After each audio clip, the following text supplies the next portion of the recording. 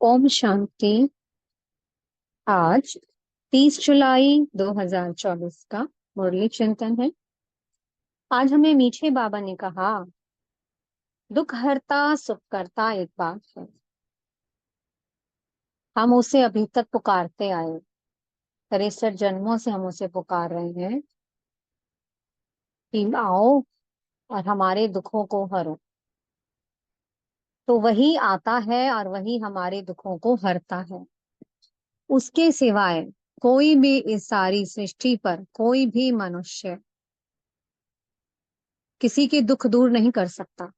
अगर कोई किसी के दुख दूर कर पाता तो अभी तक किसी के दुख दूर क्यों नहीं हुए? क्यों अब इतने जन्मों से हम उसे पुकारते रहे? क्योंकि कोई किसी के दुख दूर नहीं कर सकता। दुखों को दूर करने वाला और सबको सुख देने वाला सिर्फ एक वही है, परम पिता परमात्मा, जो निराकार है, जो हम सब आत्माओं का पिता है। तो हमारे पुकारने से वो आता है और हम बच्चों को, जो दलदल में फंस गए थे, विकारों की दलदल में फंस गए थे, खुद को भी भूल गए, बाबा को भी भूल गए, हमको उस दलदल से बाहर निकाल लेता है और हमें फिर वो सुख की रास्ता बताता है, शांति का रास्ता बताता है। फिर बाबा ने कहा कि सारे विश्व में अशांति आखिर है क्यों? अशांति स्थापन कैसे होगी? बाबा ने कहा, जो विश्व में इतनी अशांति फैली, वो कैसे फैली? क्योंकि अनेक अनेक धर्म आ गए। विश्व में शांति कब थी? जब सिर्फ एक ही धर्म था, देवी देवता था। तो आधा कल्प एक ही धर्म रहता है तो विश्व में अथाह शांति रहती है। लेकिन जैसे ही द्वापर में और धर्म आने लगे और मठपंथ आने लगी तो अशांति बढ़ती चली गई। और इस समय तो इतने धर्म बन चुके हैं कि इसकी कोई गिनती ही नहीं। तो इसलिए दुख भी अनगिनत हो गया है, दुख की भी कोई गिनती नहीं है। कितने दुखी हो गए हम। तो अंत में फिर परमात्मा आए, हम सबने पुकारा उन्हें। बाबा कहते हैं अब इस समय देखो कितनी अशांति है। फिर परमात्मा आते हैं और अनेक धर्मों को समाप्त कर एक सत धर्म की स्थापना करते हैं। फिर क्या हो जाता है उससे? जब एक धर्म की स्थापना होती है तो वहां शांति ही शांति होती है, क्योंकि स्वयं वो शांति का सागर, शांति की दुनिया स्थापन कर रहा है। फिर बाबा ने बताया कि अब तो हम हमें सबको समझाना है। जब हम इसे ज्ञान को हम सबको समझाना है कि जब लक्ष्मी नारायण थे तो देखो कितनी शांति थी।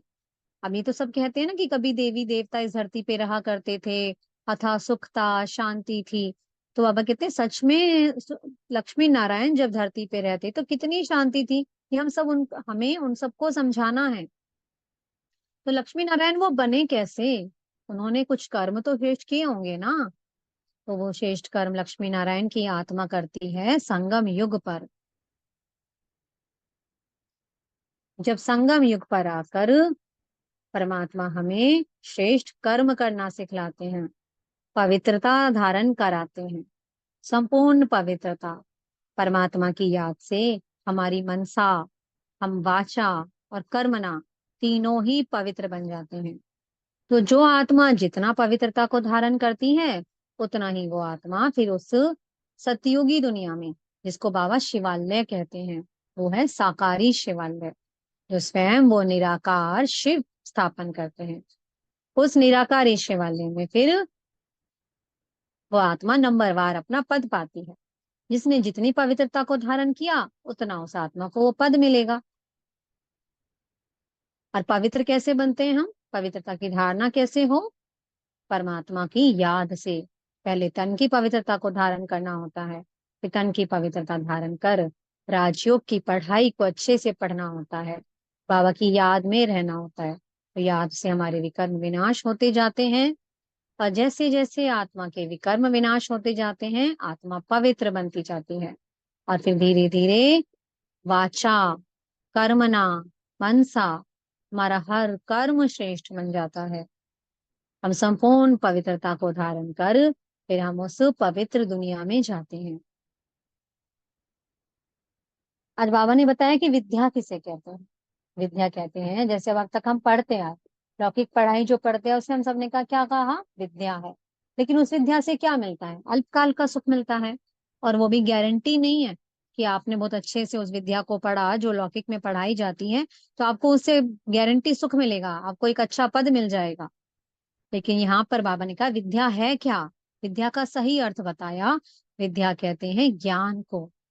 जब वो परमात्मा स्वयं आकर के हमें स्वयं का, हम आत्माओं का और परमात्मा का, खुद का परिचय देते हैं, तो उस ज्ञान को धारण करने से फिर हम क्या बन जाते हैं? बाबा समान ज्ञान का सागर बन जाते हैं।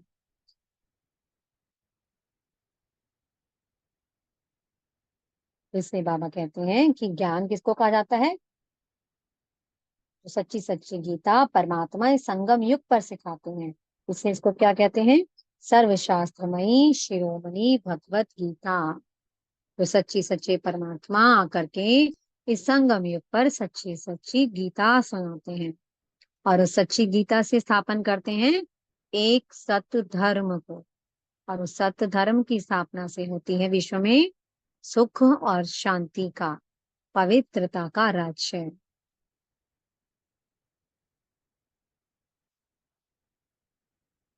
फिर बाबा ने बताया कि सब कहते हैं कि ऋषि मुनि कहते थे कि हम परमात्मा के अंत को नहीं जानते, वो बेअंत है, नेति नेति कहते आए।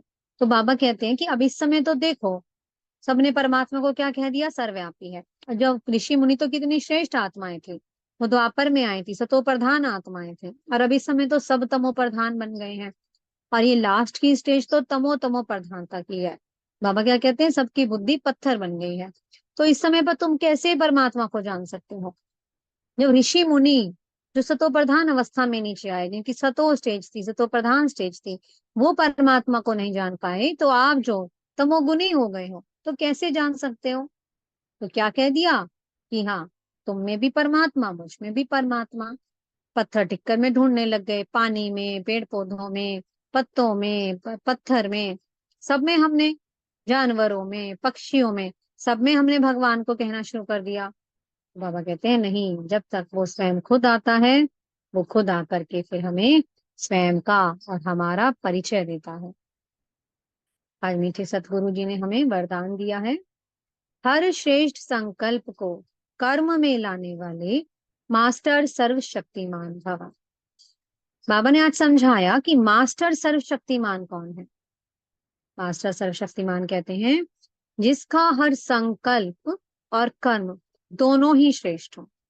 ऐसा नहीं कि कोई आत्मा संकल्प तो श्रेष्ठ कर रही है, लेकिन जब कर्मों में आती है तो कर्म में फर्क पड़ जाता है। बाबा कहते हैं नहीं, जब आप कर्म में आओ तो उस समय अपनी शक्ति को यूज करो, जिस शक्ति की आवश्यकता हो, आपकी सभी शक्तियां आपके कंट्रोल में हो, ताकि आप अपनी शक्तियों को यूज कर सको। तो मास्टर सर्वशक्तिमान वो जो अपनी शक्तियों को समय परमान यूज करे और हर संकल्प और हर कर्म को श्रेष्ठ करे। बाबा ने आज स्लोगन दिया, ज्ञानी तो आत्मा बच्चों में क्रोध है तो इससे बाप के नाम की ग्लानि होती है। बाबा के बच्चे बनकर अगर कोई क्रोध करता है, किसी को दुख देता है, चाहे वाणी के द्वारा, चाहे चाहे चाहे हिंसा हो, चाहे मन से भी हिंसा करते हैं, वाणी से भी हिंसा करते हैं और कर्मों से भी हिंसा करते हैं, क्रोध के वशीभूत होकर के अगर कोई आत्मा ऐसा कर्म कर रही है, तो वो बाबा की ग्लानि कर रही है। बाबा कहते हैं इसलिए क्रोध ब्राह्मण आत्माओं में नहीं होना चाहिए। क्रोध बहुत बड़ा विकार है, जो बहुत बड़ी गलती करा देता है, बहुत बड़ा अपराध करा देता है। इसलिए हमें अपने शांति के स्वधर्म में स्थित होकर अपना हर कर्म करना है और बाबा का नाम बाला करना है। ओम शांति। बहुत बहुत शुक्रिया प्यारे प्यारे हमारे मीठे मीठे बाप दादा जी का। ओम शांति।